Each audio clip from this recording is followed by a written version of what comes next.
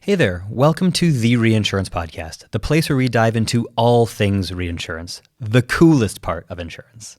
We're your hosts, Jerad and Ben, a couple of ex-practitioners who loved the industry so much we founded Supercede to tackle some of its biggest headaches. And we're here to share our insights and stories with expert guests as we uncover what's really going on in the industry. Welcome back to the Reinsurance Podcast, where I'm delighted to announce that this is a news episode. And I'm saying that slowly because it requires me remembering which month we are in. February? The end of February. That one the that's hard to shortest, say. but the longest month of The only month with 2 R's in it, he says, and then everybody pauses to think and check. And everyone realizes they pronounced February wrong. Perfect. But let's dive in. No more wasting time. Let's do it. Actually, a fair bit of news coverage to come through as we sort of have exited the 1/1 renewal talk and look towards the year ahead. But there was a really interesting article we were talking about actually before the show about the potential $200 billion insured cat loss, which we could get this year, which could recalibrate the industry. And this has come from Peter Zaffino. Yeah, I thought the framing was quite interesting. It was basically, okay, let's look at 2025. What do we already know? Mm-hmm. We know that we've had 50 billion potentially, if you look at the higher estimates of wildfire losses before the year's even got going. Yep. Factor one. Factor two, you've also got this situation where historically, recent history, pretty much every year without major cat has been about 100 billion of attritional loss, effectively, or non-peak kind of losses to the industry. So that's 150 already. Mm-hmm. And then you look at the impacts of climate change and the fact that we are seeing really, really high sea temperatures, which suggest some kind of hurricane activity is not unlikely.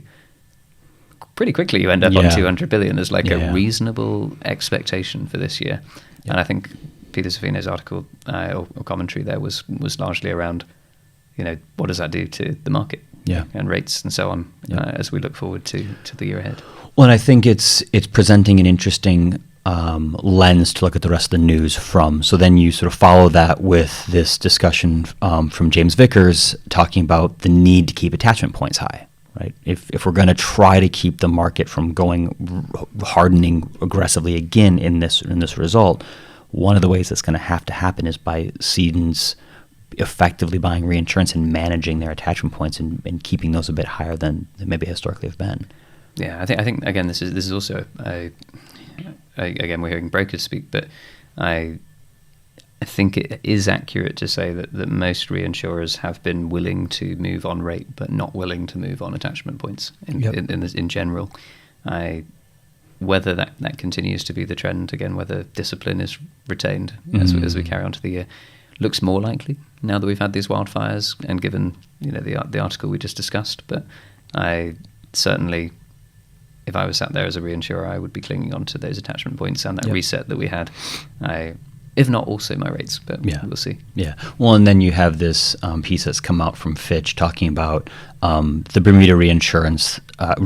The underwriting results are starting to weaken a little bit, but the strong returns should still persist, right? And that's, again, to be expected as we come off of this sort of slight readjustment that hardened for a bit, returns or results quite strong during those windows, which if we have a $200 billion year, they're going to inherently weaken, but we still have good results off the back of that. No, I think you'll see a lot of narrative over this year as brokers in particular look to combat the sort of negative starting point for the year that the underwriters are going to be amping up about, in terms of saying, look, we've already had the wildfires, so we can't possibly talk about rate reductions. I think we'll start to hear more and more of these other angles to stories, things like the assignment of benefit legislative updates and how well they appear to be working. Yeah. We'll hear conversations about casualty being not as bad as we thought, cyber events not being as bad as we thought.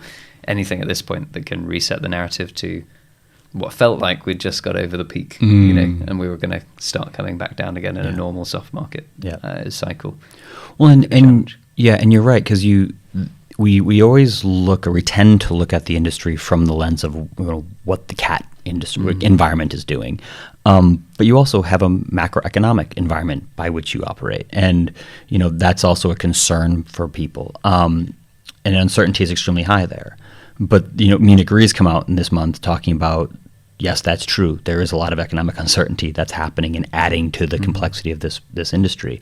But the risks massively outweigh potentially outweigh the opportunities in this environment. There's still a huge amount of opportunity, but going into it with a bit of we should be careful. There's a lot of risk with the economic piece that's layered on top of this as well. Not just the economic piece, but also the political piece, as we witness a change in the guard begin to take effect in some rather large global economies, or economies that previously had a global outlook. And perhaps turning inward a bit more.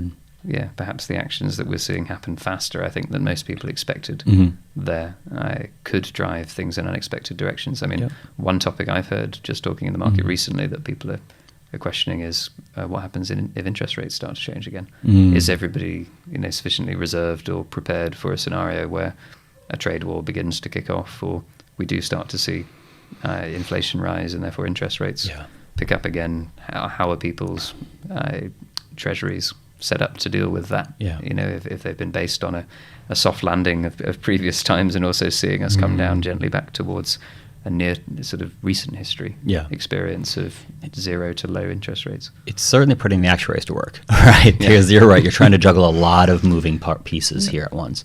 But fear not, it's not all doom and gloom. At least not Eric Anderson doesn't see it that way. When him and the Aon team look at this, they're optimistic about the future of the market, right? They see potential there. They see this push into building broader portfolio solutions for clients, and that's sort of a central theme to what they're doing. Is we can begin to lean into the needs of a property book and a casualty book independently, but only by solving these things sort of more broadly at a portfolio level are we going to be able to be effective for clients. And I suspect the sort of voice of optimism coming from a big broker that grows organic revenue every year there is partly to combat the potential narrative that analysts might look and see, soft market, does that mean less commission? I think absolutely right for Eric to point out there that actually, if anything, recent loss history is proving the value of reinsurance more than ever, right? You look at some of the claims being made relating to the wildfires, and it's like, wow. You imagine how the results of some of those carriers reporting like $8 billion worth of claims or losses, in just a state.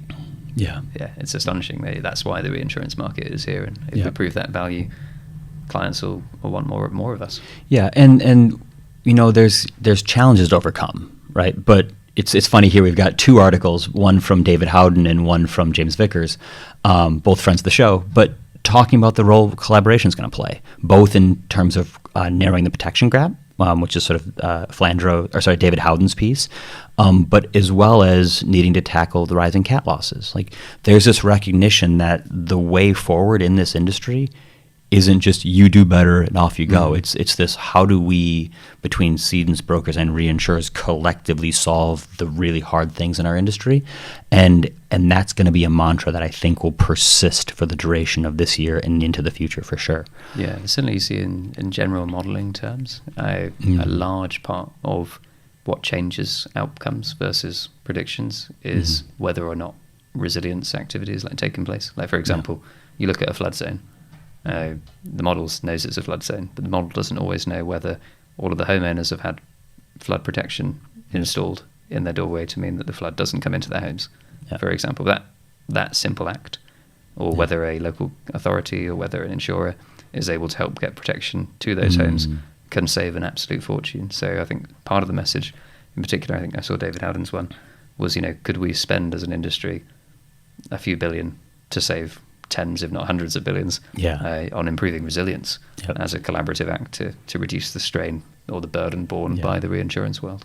And we've talked about that before, but it's always going to be a theme of what do we need to do to sort of reduce losses full stop, because that's going to be the thing that has a real impact over time. And then lastly, as we like to do, sort of looking at the future of the industry and the role technology is going to play. A bunch of stuff happening on AI, as you'd expect going into this year. Shining rainbow of hope. Consiris put a bunch of AI-driven tech into their platform, nearing 100% submission accuracy from them. Super exciting stuff. We like that team. Capgemini talking about the real value being delivered by AI into the reinsurance industry.